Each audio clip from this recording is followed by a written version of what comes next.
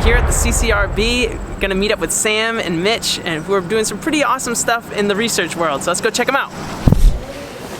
We're here in the lab with Mitch and Sam. We're gonna be exploring a little bit more about what they've been doing, but first...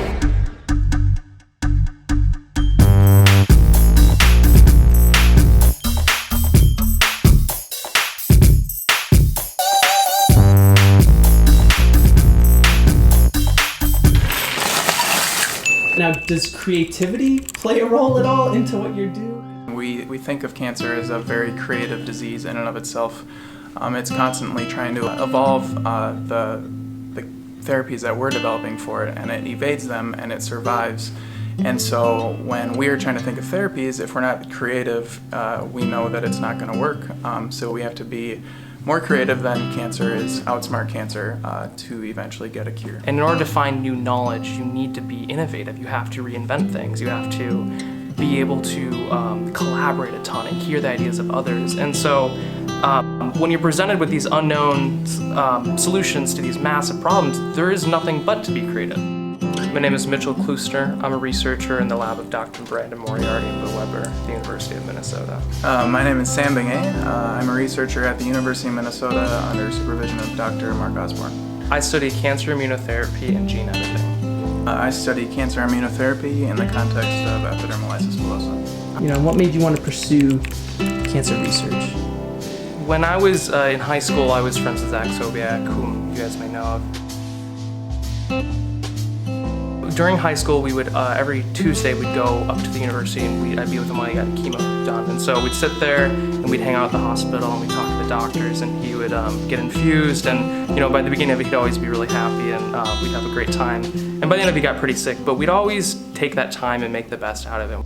I had the privilege of knowing and being friends with Zach Sobiech, and that definitely opened up the world of cancer and cancer research to me. And then I went to college. I ended up starting to volunteer and work with patients with a skin disease called epidermolysis bullosa. Having such an emotional connection to those kids, I wanted to make a difference in their life any way possible. So I pursued research at the University of Minnesota, and then 3 years down the road, ended up being able to work directly with those patients in those communities. I started focusing on cancer biology and I started working in the lab of Dr. Brandon Moriarty. From there, I just found it to be an incredibly rewarding experience to be able to work on these diseases that I saw Zach suffer from and now be able to actually do something about that in the world. If you could break it down for our audience in like the simplest form to kind of explain so we can get everyone on the same page about what you're doing and how you're trying to help fight against cancer. So, I mean, if you want to work with a cancer cell in lab, you have to be able to grow it, because if you can't grow it, you're not going to be able to do anything with it.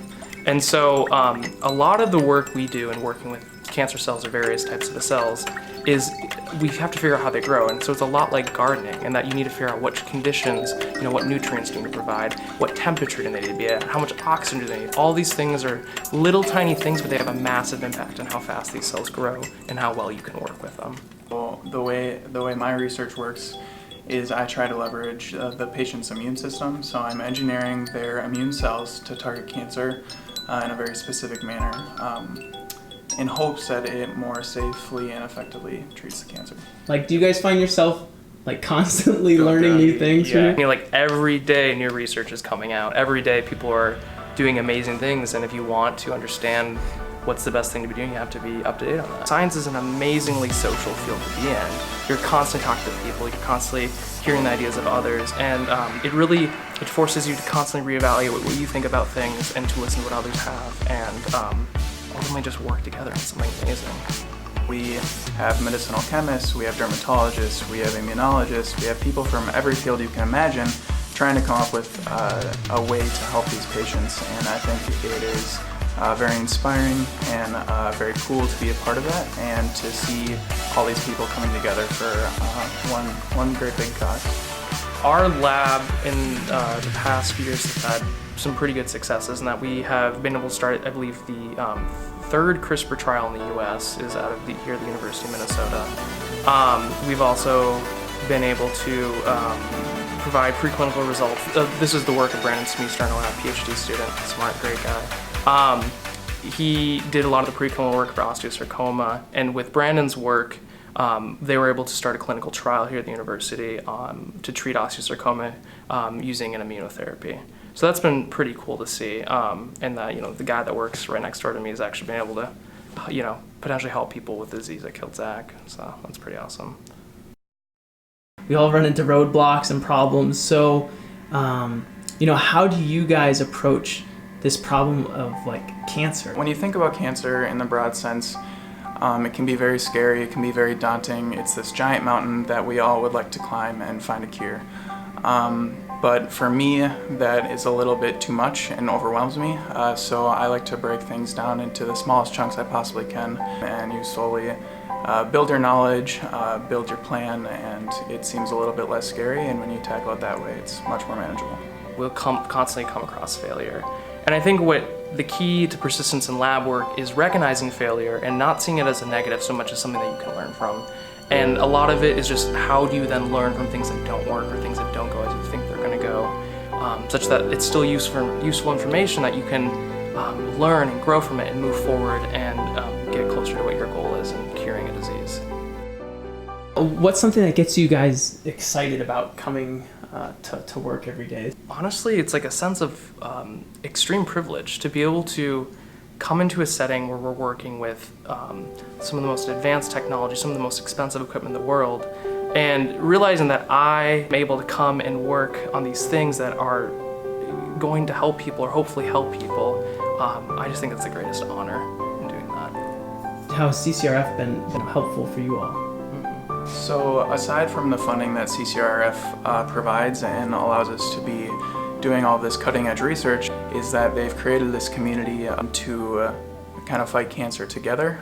It provides an avenue for researchers to interact with people who have these diseases as well as their families and really become a part of their communities. Yeah, do you guys just have any advice or words of wisdom? My advice would be to find what impassions you and do that. And surround yourself with people who are going to help support you in your passion. Find something that empowers you to try your best every single day, and you'll be able to do whatever you put your mind to. Today was awesome. Man, I learned so much from Mitch and Sam. Guys, thank you so much for your time and for all the work that you guys do every single day.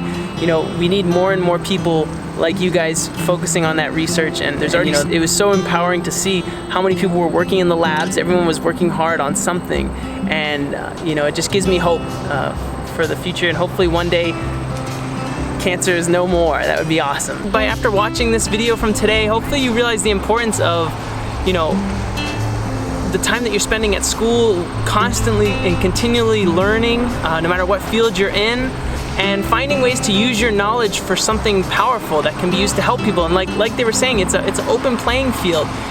People need to be getting involved and pursue these careers in this field, because you can really be making a positive impact. We need more and more brains, and we need more and more creativity filling all of these different places in their resources. So keep striving, keep creating, and we'll see you on the next episode.